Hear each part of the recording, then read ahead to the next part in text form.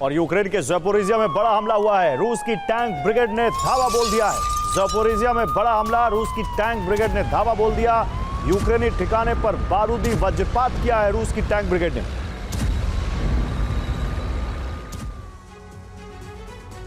तो रूस ने युद्ध छेड़कर यूक्रेन को नेटो सदस्य बनने से रोक दिया। अब नेटो की सेना यूक्रेन की जमीन पर रहकर रूस को चुनौती नहीं दे रही, लेकिन नेटो के पास विकल्प की कमी नहीं है। यूक्रेन में जंग के ऐलान के बाद नेटो ने फिनलैंड को चुना और फिनलैंड में अब नेटो सेना का बहुत बड़ा ठिकाना बनने वाला है। यही वजह है कि रूस अब अपनी सीमा के करीब एक ऐसी मजबूत दीवार तैयार करना चाहता है जिससे नेटो सेना कभी रूस के करीब तक ना पहुंच सके। इसलिए माना जा रहा है कि रूस का अगला टारगेट फिनलैंड और एस्टोनिया जैसे देश हो सकते हैं।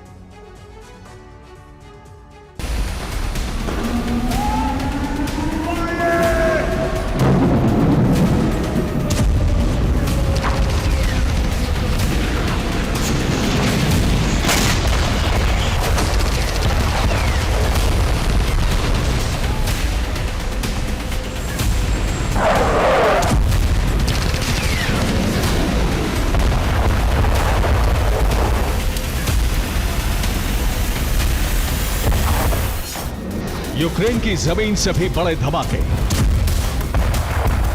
अनगिनत फाइटर जेट और आसमान से जमीन को दहलाने वाली मिसाइलें। रूस की तैयारियों से ऐसी तस्वीरों की कल्पना की जाती है क्योंकि पुतिन का अगला प्लान एक ऐसे घमासान की तरफ इशारा कर रहा है जिसमें रूस का मुकाबला नेटो से होगा।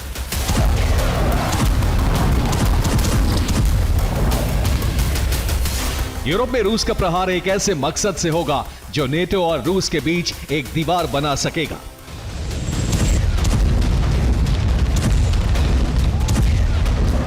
नेटो देश जिस आशंका में हथियार जमा कर रहे हैं, सेना पर खर्च बढ़ा रहे हैं, उस आशंका को पुख्ता करने वाली 3 खबरें आई हैं। पहली ये कि रूस बेलारूस में 10 ऑरिस्टिक मिसाइल भेजने जा रहा है। पुतिन ईरान के राष्ट्रपति से जल्द मिलने वाले हैं। 2025 में चीन के राष्ट्रपति शी जिनपिंग भी पुतिन से मुलाकात करने वाले हैं।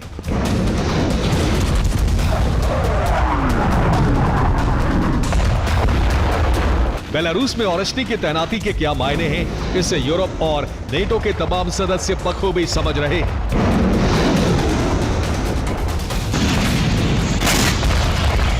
अमेरिका में नए राष्ट्रपति के कार्यकाल की तारीख करीब आ रही है और पुतिन भी ट्रंप काल में अपने नए प्लान को आगे बढ़ाने में जुट गए हैं।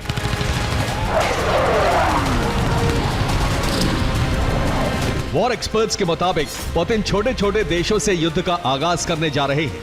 रूस की सीमा से लगे पूर्वी यूरोप के देशों से जंग की शुरुआत होगी। रूस की सेना ने अपनी सीमा के करीब से ही नेटो को चुनौती देने का फैसला किया है।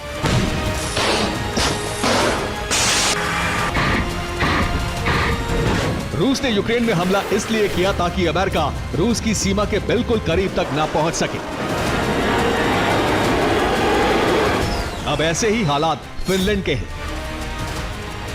फिनलैंड रूस का पहला टारगेट हो सकता है क्योंकि ईयू फिनलैंड में नया बेस बनाने का ऐलान कर चुका है। फिनलैंड में न्यूक्लियर हमले से मुकाबले के उपकरण का भंडार रहेगा। जैविक हथियारों से मुकाबले का भी गोदाम फिनलैंड में होगा।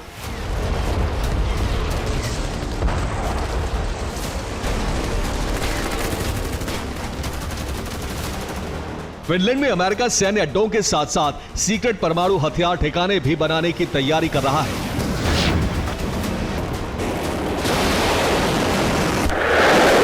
फिनलैंड की भौगोलिक स्थिति देखकर यह समझा जा सकता है कि रूस के लिए यह बड़ा खतरा क्यों है, और अगर ऐसा हुआ तो रूस भयंकर पलटवार करेगा।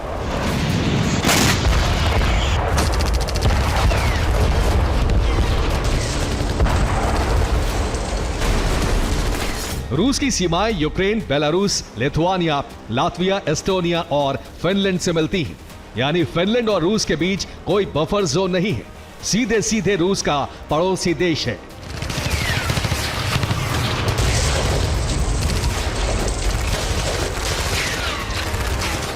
फिनलैंड की सीमाओं पर नेटो के सैन्य ठिकाने बनने पर वैसी स्थिति होगी जैसी यूक्रेन में होने वाली थी।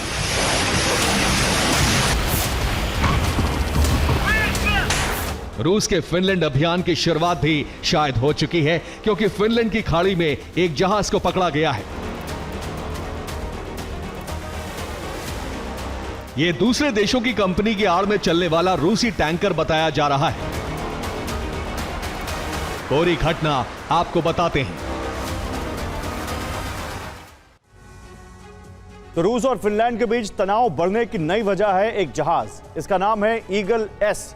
फिनलैंड की खाड़ी में समुद्र के भीतर से एक तार गई है जिसका नाम ईस्ट लिंक 2 है। इससे फिनलैंड और एस्टोनिया के बीच बिजली की सप्लाई होती है। फिनलैंड का दावा है कि फिनलैंड की खाड़ी में इस जहाज ने अचानक अपनी रफ्तार कम कर ली। उस वक्त ये ईस्ट लिंक 2 केबल के ऊपर था। कुछ ही देर में ईस्ट लिंक 2 केबल टूट गया। फिनलैंड में बिजली की सप्लाई बंद हो गई। फिनलैंड को अंदेशा है कि जहाज से केबल को काटा गया है। फिनलैंड की नेवी ने ईगल एस को पकड़ लिया है। शुरुआती जांच में रूस का जहाज होने का शक है। हालांकि जहाज को दूसरे देश की कंपनी के नाम से चलाया जा रहा था। शिप चलाने वाली कंपनी का रूस से करीबी रिश्ता रहा है।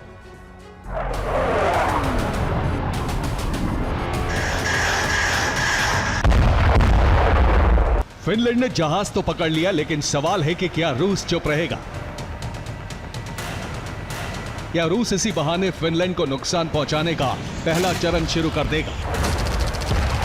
खतरा एस्टोनिया को लेकर भी। एस्टोनिया के नार्वा शहर में रूस की दखल बढ़ रही है। यहां रूस सैटेलाइट से नेविगेशन को जाम कर देता है। कई बार रूसी ड्रोन इस इलाके में घुस जाते हैं। रूसी सैनिक भी कई बार बॉर्डर पार कर जाते हैं। हालांकि बाल्टिक देशों ने भी रूस की मंशा को पहले ही भांप लिया था और रूस से सुरक्षित करने का मिशन भी जारी है।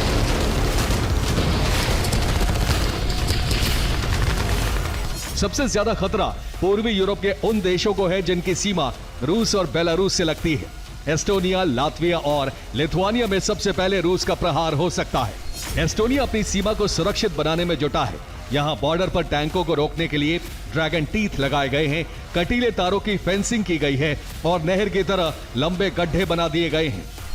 लातविया ने भी अपनी सीमा पर वॉच टावर बनाए हैं, जिसके जरिए रूसी फौज पर नजर रखी जा रही है। यहाँ फेंसिंग में बिजली के करंट का फ्लो कराया जा रहा है। टैंक और सैन्य वाहनों को रोकने के लिए टी शेप की सुरंगें बनाई गई हैं।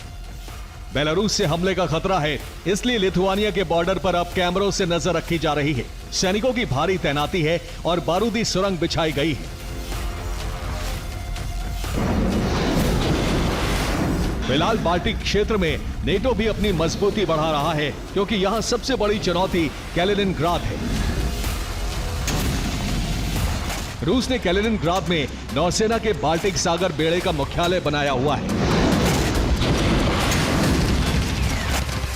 रूस के लिए कैलिनिनग्राद एक ऐसा सैन्य अड्डा है जो पूरे यूरोप पर भारी पड़ सकता है।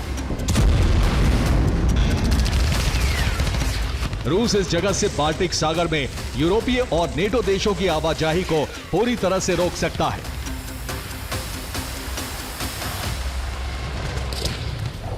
अगर नेटो के साथ भविष्य में कोई युद्ध होता है तो कैलिनिनग्राद रूस के अभियानों के लिए एक अहम लॉन्च पैड होगा। इसलिए रूस की सेना कैलिनिनग्राद में अपनी सैन्य शक्ति को काफी तेजी से बढ़ा रही है। Bureau report, TV9, Bharat.